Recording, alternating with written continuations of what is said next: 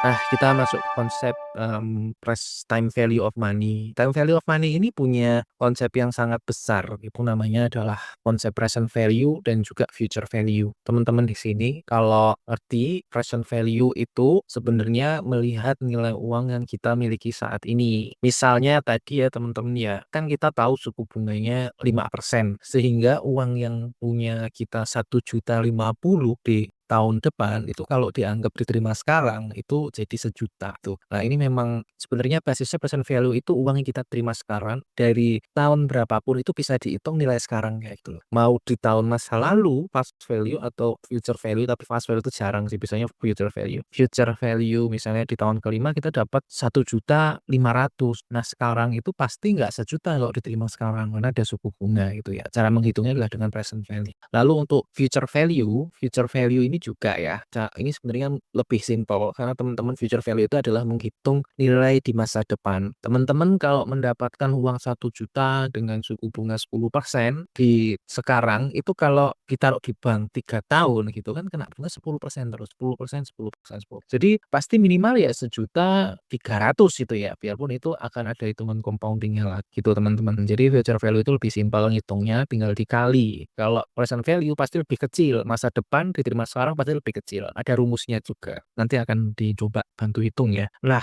time value of money itu seperti yang saya sampaikan tadi, itu punya sistem bunga gitu ya. Bunga itu ada dua, oke? Ada bunga simple atau bunga compounding. Ini kita ambilkan contoh perhitungan future value. Kalau bunganya 5%. Nah, kalau bunga 5% simple, itu yang jadi pokok perhitungan bunga hanyalah pokok awalnya gitu ya. Awalnya nerima 1.000.000, ini kita diulangi 1.000-nya jadi 1.000 gitu. Jadi nggak 1.000.000 tapi 1.000 aja. 1.000 dikali 5% itu kan 50 ya, 50. Kalau suku bunganya simple, maka 50-nya berulang kali sampai 10 kali gitu. Kalau ini 10 tahun ya case-nya. Case 10 tahun ini akan mengali dari 1.000 semua. Jadi 50, 50, 50, 50, 50, 50 sampai 1.500 gitu ya. Nah, yang akan kita gunakan dalam konsep time value of money itu adalah compounding. Compounding itu artinya bunganya berbunga. Sehingga yang jadikan basis perhitungan bunga itu tidak hanya pokoknya, yaitu pokok plus bunga di tahun itu. Gimana itu ya? Nah, pokok tahun